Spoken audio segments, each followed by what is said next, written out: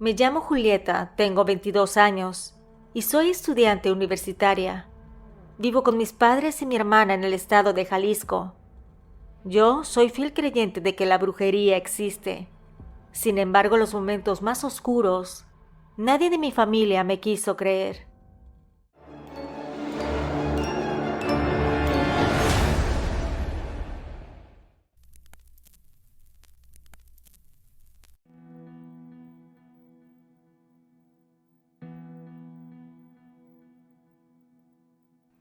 Todo empezó en el mes de septiembre del 2022, al poco tiempo de que comencé el ciclo escolar. Una mañana, al salir de la casa para ir a la escuela, noté algo extraño en mi coche. Había un líquido oscuro y pegajoso embarrado en la manija de la puerta del conductor y también en el parabrisas. Al principio pensé que era una broma de mal gusto, así que solo entré a la casa para agarrar una fibra de trastes con jabón y lavar aquel pegoste negro. Lo hice deprisa, por lo que no utilicé guantes de plástico, ni tampoco una bolsa para no tocarlo. Solo limpié el auto y seguí con mi día. Desde que eso pasó me sentí rara, como si tuviera un mal presentimiento. No sé si te ha sucedido, pero se siente como si hubieras tenido una pesadilla y ese mal recuerdo te acompañara durante todo el día.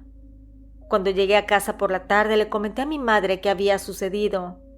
Ella me dijo que tal vez alguien pasó en la calle con las manos sucias y quiso limpiarse con lo que estaba más cerca, que vio mi coche y se le hizo fácil hacer la maldad.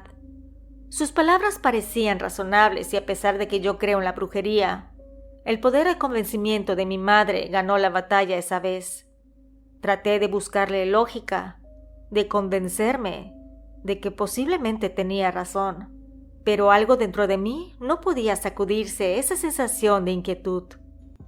Con el paso de los días, los incidentes no solo continuaron, sino que se volvieron más extraños y perturbadores. Cada semana encontraba algo nuevo.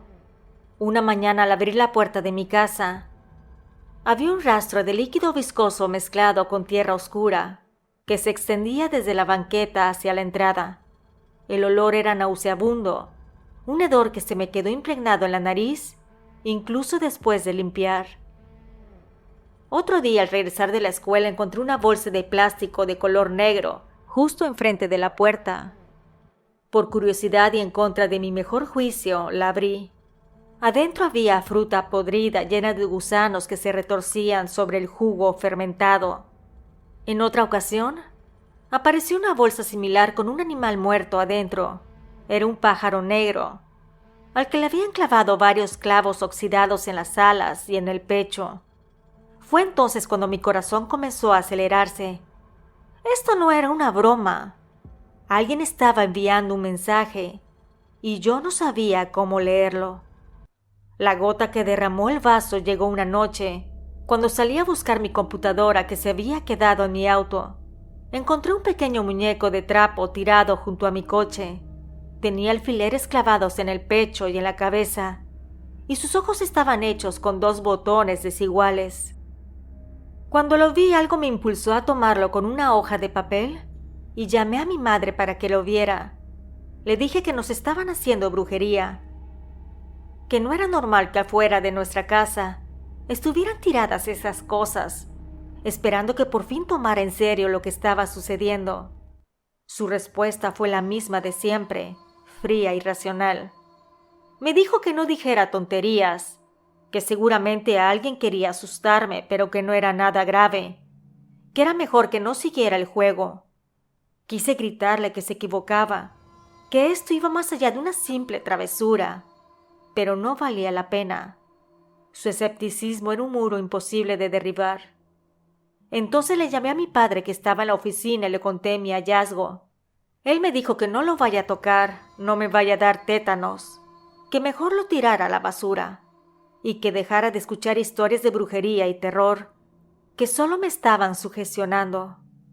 Sus palabras me frustraron aún más. ¿Cómo podía ser posible que ninguno de ellos viera lo que estaba sucediendo? Esto no era mi imaginación, no eran simples bromas. ¿Era algo real? Algo oscuro que cada día parecía estar más cerca de nosotros. Por la noche, mientras me preparaba para dormir, decidí hablar con mi hermana. Compartíamos la habitación y aunque éramos muy diferentes, siempre había sido alguien con quien podía desahogarme. Ella era 1 año y medio mayor que yo, más práctica y directa en sus opiniones. Mientras se cepillaba el cabello frente al espejo, le conté todo. Cuando terminé de hablar, esperé algún tipo de apoyo, que al menos ella mostrara algo de preocupación. Pero lo único que obtuve fue una risa ligera y sus comentarios de que en verdad me gustaba traumarme con esas cosas, que dejara de ver películas de brujería y miedo, que solo me enfermaban la mente, que seguro hay una explicación lógica para todo aquello, y que no me complicara la vida. Me quedé en silencio mirándola mientras ella seguía como si nada hubiera pasado. Decidí no insistir. Sabía que no me iba a creer, que al igual que mis padres, pensaba que yo estaba exagerando. Pero no podía sacudirme la sensación de que algo estaba mal. Tantas historias de brujería que he escuchado no pueden estar equivocadas. La maldad, las envidias y la brujería existe, y lo que estaba viviendo era muestra de aquello. Esa noche, mientras mi hermana dormía profundamente, yo no podía pegar ojo. Me quedé mirando el techo tratando de ordenar mis pensamientos. Fue entonces cuando escuché un ruido, como si alguien caminara en la sala. Pensé que era mi imaginación, pero el sonido se repitió. Esta vez se escuchó como si se estuviera acercando. El corazón me empezó a latir con fuerza.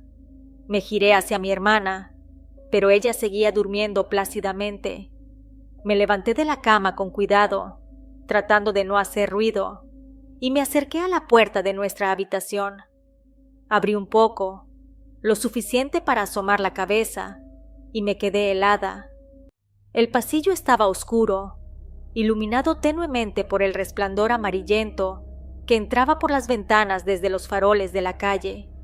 Allí, justo al inicio del corredor, estaba una figura, alta, delgada, inmóvil como una estatua. No pude distinguir rasgos, pero su silueta era inconfundible. No era humana, la forma de sus brazos, que parecían demasiado largos, y la postura encorvada le daban un aire antinatural. Sentí un escalofrío recorrerme. No podía moverme, no podía respirar. Sentía que aquello también me miraba, aunque no tuviera ojos visibles.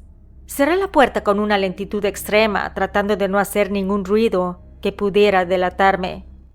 Cuando me metí bajo las cobijas temblando de pies a cabeza, traté de convencerme de que todo había sido un reflejo, era una sombra distorsionada por las luces de la calle, pero en el fondo sabía que no era así.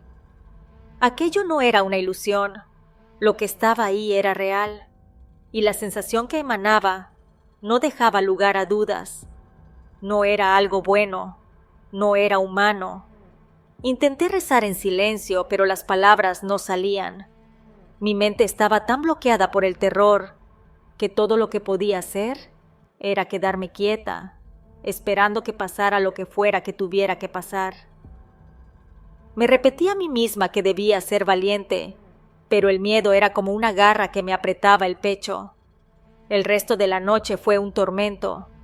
Sentí la presencia todo el tiempo, como si estuviera esperando detrás de la puerta, inmóvil pero consciente de mi miedo. No dormí, y cuando finalmente los primeros rayos del sol entraron por la ventana, me atreví a salir de la cama. La puerta del cuarto estaba ligeramente abierta, aunque según recordaba, yo la dejé completamente cerrada. Me armé de valor y la abrí por completo. El pasillo estaba vacío, pero en el suelo, justo donde había visto la silueta, había algo, un rastro de ceniza negra. No quise acercarme ni tocarlo. Cerré los ojos un momento y supliqué que aquello terminara. Ese día no le conté a nadie lo que había visto. Sabía que nadie me iba a creer, pero algo dentro de mí cambió. Esa figura, ese ser, no solo había venido a asustarme. Sabía que su propósito era más oscuro, más siniestro. Sentía que quería apoderarse de mí de mi energía, de mi vida. Al día siguiente no podía seguir fingiendo que todo estaba bien. No tenía cabeza para ir a la escuela, así que decidí ir a casa de mi abuela, la mamá de mi mamá. Pensé que de todas las personas, ella quizá podría ayudarme.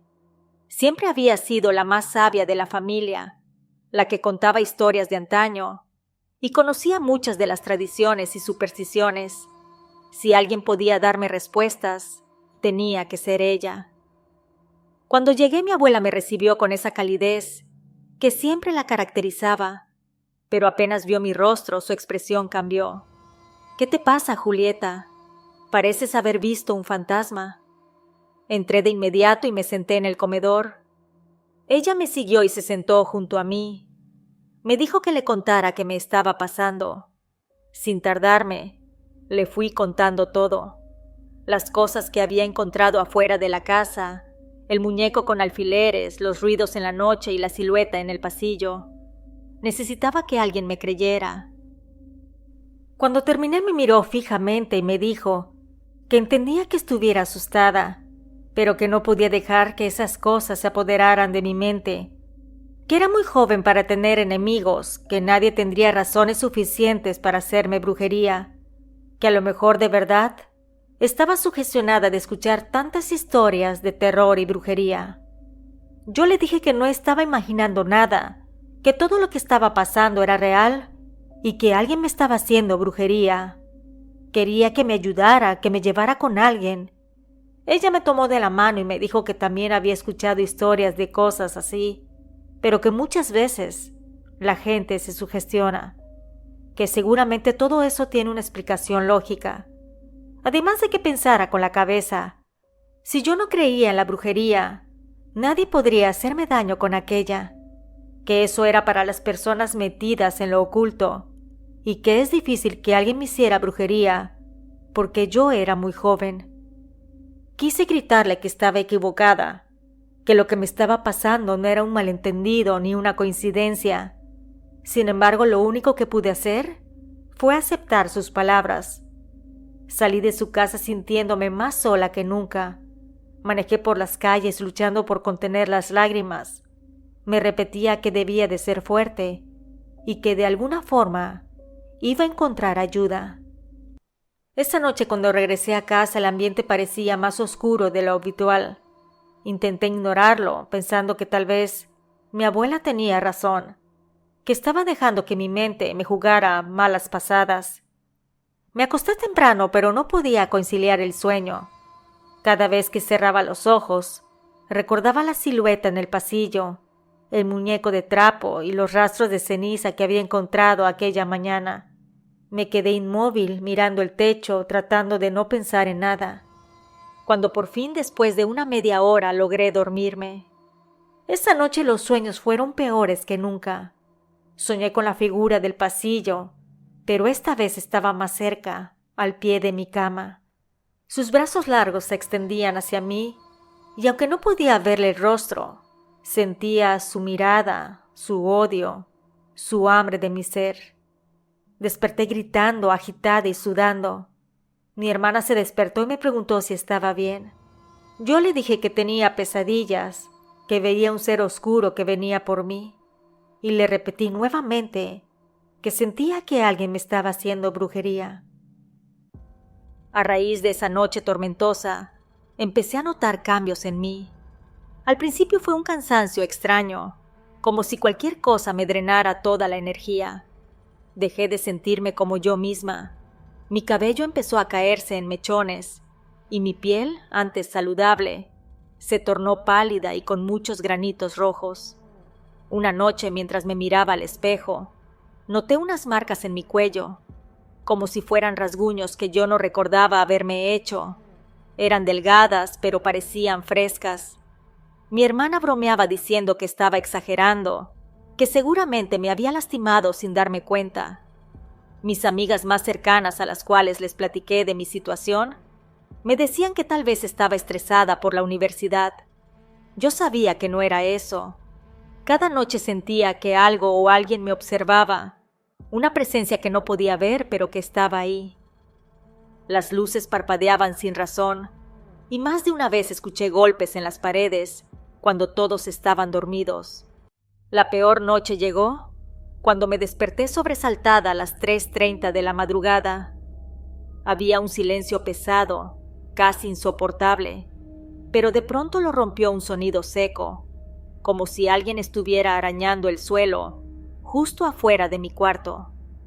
Volteé a ver a la cama de mi hermana, pero estaba vacía. Me quedé paralizada, con el corazón latiendo tan fuerte que sentía que me iba a explotar. Cerré los ojos y recé en silencio, pero entonces escuché un susurro. No entendí las palabras, pero la voz me dio mucho miedo. Al día siguiente le conté a mi madre lo que me sucedió. Ella me dijo que todo era producto de mi imaginación. Entonces, sin pensarlo, me levanté la blusa y me giré, mostrándole casi toda mi espalda. Lo hice de manera instintiva, como si en ese momento supiera que era lo único que podría hacer para que ella comprendiera que no estaba inventando las cosas. Cuando mi madre me vio la espalda, su expresión cambió. Los rasguños eran profundos y grandes. No parecían haber venido de una comezón, eran mucho más marcados. La sangre aún estaba roja y fresca. El ardor en mi piel era indescriptible. Abarcaban casi toda mi espalda, como si alguien hubiera rasgado mi piel con garras afiladas, dejando surcos sangrantes que no se podían haber hecho por accidente. Entonces me preguntó que qué era eso. Le contesté que no lo sabía, que esto me había estado pasando y que nuevamente yo sentía que alguien me estaba haciendo brujería. Mi madre, en un intento de tranquilizarme, me dijo que tal vez debería ir al médico, que podría ser algún tipo de reacción alérgica o algo similar. Pero yo le dije que no podíamos ignorar lo que estaba sucediendo. Alguien me estaba haciendo brujería, y si no me llevaban con una curandera, sentía que podía perder la vida. Me dijo que preguntaría con conocidos para saber si tenían alguna información, pero que mientras tanto me llevaría al médico para que me revisara. Así que comenzamos con lo que para ella era más lógico, una visita al doctor. Este me revisó y no encontró nada malo en mi salud. No obstante, el mismo médico le dijo a mi madre que debería llevarme a otro lugar para que me curara el mal que me estaba atacando, que él había visto muchos casos de este tipo, que no había explicación lógica y que muchas veces las familias no hacen nada y el paciente fallece. Con esas palabras ya más serias de un profesional, mi madre entendió de que la brujería existía y la gente puede hacer daño con aquella. Mi mamá comenzó a hacer preguntas entre sus conocidos, hasta que por fin, tras muchos intentos, alguien le mencionó el nombre de una mujer que podría ayudarnos. Se decía que había una mujer anciana que curaba en un pueblo, que estaba a un par de horas de donde vivíamos, que debíamos salir muy temprano, porque la gente llegaba por montones para visitarla. Mi madre, escéptica pero ya completamente alarmada, decidió que valía la pena investigar. Cuando finalmente llegamos, la atmósfera en el pueblo me dejó sin aliento. Era un lugar pequeño, donde las calles parecían no tener fin y las casas estaban alineadas al borde de la carretera. A medida que nos adentrábamos en el pueblo, el paisaje cambió de repente. Las casas lujosas comenzaron a mezclarse con otras más modestas, y una en particular llamó nuestra atención. Una mansión imponente, de fachada envejecida, donde una fila de personas esperaba pacientemente frente a la puerta. Mi madre, al ver la larga fila, frunció el ceño y dijo que ese debía ser el lugar, señalando la casa con el dedo. Nos bajamos del coche y nos unimos a los que esperaban. Aunque apenas eran las 9 de la mañana, ya había al menos 15 personas delante de nosotros. Cada uno parecía llevar consigo su propio mal, su propio secreto. Algunas personas murmuraban entre ellas, otras parecían sumidas en pensamientos oscuros, y algunas, como yo, apenas podían ocultar el nerviosismo que sentían al estar allí. Una mujer que estaba al frente se acercó a nosotras y nos dio un número indicando que debíamos esperar nuestro turno. Decidimos preguntar por la señora que supuestamente ayudaba a las personas con brujería. Sin embargo, la respuesta que recibimos no era la que esperábamos. La señora había fallecido un par de años atrás, pero su hijo, quien la ayudaba, se quedó a cargo. A pesar de la sorpresa, nos quedamos ahí, esperando en silencio. Finalmente, cuando nos llamaron, mi corazón dio un salto. Nos acercamos con rapidez, como si el tiempo se hubiera acelerado repentinamente, y nos dirigimos a la entrada de la casa principal. Al atravesar la puerta, fuimos guiadas a una habitación adyacente. Lo que vimos dentro no me sorprendió tanto como el hecho de que todo tenía un aire de familiaridad sombría, como si hubiera estado esperando por mí. Era un espacio grande, con paredes claras y un altar en el centro. En ese altar, sobre un mantel blanco bordado con flores amarillas, descansaba una figura inmensa de la Santa Muerte, vestida completamente de blanco. Sus ojos, vacíos y penetrantes, parecían observarme con una intensidad que no podía ignorar. En el altar había velas encendidas, flores marchitas y algunos objetos que, por su aspecto, parecían haber sido usados en rituales. Un hombre de mediana edad levantó la mano, como si nos invitara a acercarnos. Nos preguntó que en qué podía ayudarnos. Mi madre, ya bastante nerviosa, explicó lo que había sucedido, mencionando las extrañas marcas en mi espalda y todos los sucesos que me habían estado acosando en las últimas semanas. El hombre nos escuchó atentamente sin interrumpir. Cuando terminé de hablar, me pidió que me descubriera parte de la espalda para verla. Yo me giré y levanté solo un poco. Con eso era suficiente. Después de un largo silencio, finalmente dijo que la brujería existe, que lo que me estaba pasando no era un accidente o una simple coincidencia, que habían 3 personas que me tenían mucha envidia y que pidieron el trabajo para lastimarme, para quitarme del camino, para que yo falleciera, que si bien no sabía con exactitud los motivos del por qué me hicieron lo que hicieron, sí sabía que podía curarme la brujería. Sentí como si un peso cayera sobre mí, y aunque su voz era calmada, había algo en sus palabras que me helaba por dentro. La Santa Muerte en el altar parecía estar observándonos como si estuviera esperando algo que pronto iba a entender.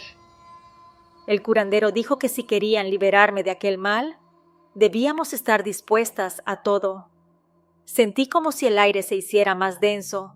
Cada palabra del curandero parecía tener un peso que no podía ignorar. Cuando mi madre preguntó cuánto cobraría por su ayuda, él negó con la cabeza. Dijo que no cobraba por los trabajos, sino que aceptaba donaciones, que con eso podía mantener a su familia y hacer obras de caridad. Mi madre miró a su alrededor, observando la casa con más detalle. Era enorme, con acabados que parecían antiguos pero bien cuidados, un lugar que claramente pertenecía a alguien con recursos. El hombre, al darse cuenta de la actitud de mi madre, le dijo que esa casa no la había pagado él. Había estado en su familia por generaciones. Su bisabuela curaba ahí, y todas las generaciones siguientes con los dones especiales. Que lo que hacía no era por la riqueza, sino que lo hacía porque era su labor. Que si nosotras queríamos su ayuda, sería bajo las mismas condiciones con las que su familia ha trabajado siempre, con permiso de Dios y de la Santa Muerte. Esas últimas palabras me provocaron un escalofrío. La figura blanca que presidía el altar parecía más viva que nunca, con su túnica inmaculada y su semblante inexpresivo.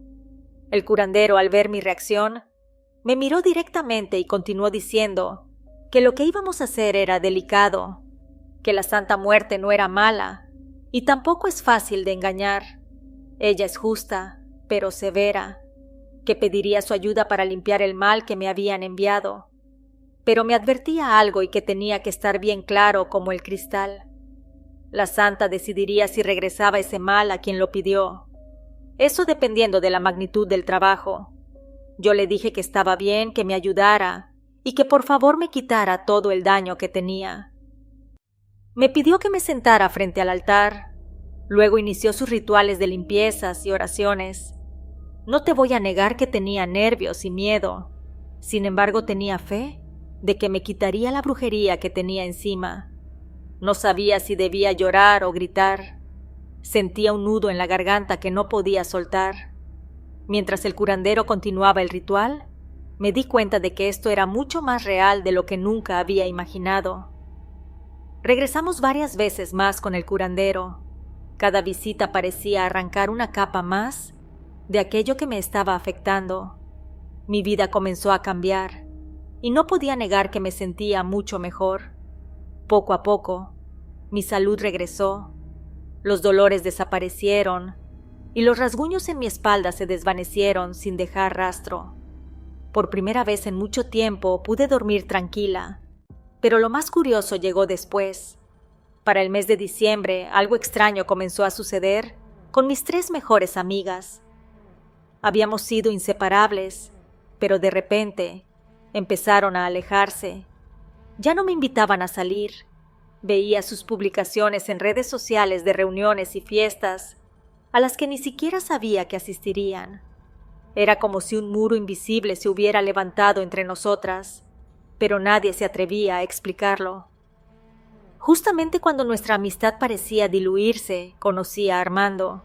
Era un chico amable y simpático, que estudiaba en otra universidad, pero tenía un vínculo curioso con mi grupo de amigas. Resulta que él había pedido varias veces a una de ellas que nos presentara. Según me contó después, sentía atracción por mí desde hacía tiempo, pero siempre sucedía algo que impedía nuestro encuentro. Era raro, me dijo una vez. Cada vez que intentaba conocerte, algo pasaba. Me enfermaba de la nada, mi carro no arrancaba o surgía algún problema. Incluso llegué a pensar que no debía insistir. Lo que más me sorprendió fue que, justo cuando Armando y yo comenzamos a conocernos mejor, mis amigas terminaron por desaparecer de mi vida. A mediados del 2023, supe que mi amiga en común con Armando había dejado la universidad. Según lo que me contaron, su familia estaba atravesando serios problemas económicos y no podía seguir pagando sus estudios. Escuché rumores de que estaba buscando revalidar materias en otra institución, pero desde entonces no he sabido nada de ella. Armando y yo seguimos estando de novios, y aunque me duele haber perdido la amistad con mis amigas, no puedo evitar sentir que todo esto está conectado de alguna manera. A veces me pregunto si lo que me sucedió con la brujería tuvo un efecto rebote, si de alguna forma aquello que me hicieron terminó alcanzándolas. Cada vez que lo pienso, miro hacia atrás y recuerdo las palabras del curandero. La Santa Muerte decidirá a quién o a quiénes se les regresará el mal. Y aunque mi vida ha mejorado, hay noches en las que todavía me estremezco cuando recuerdo de que por alguna razón mis mejores amigas me hicieron brujería. Si te agradó esta historia, no te puedes perder el relato que está en la pantalla, ya sea que creas o no en el karma. Nos escuchamos pronto. ¿Y tú, vives con el miedo?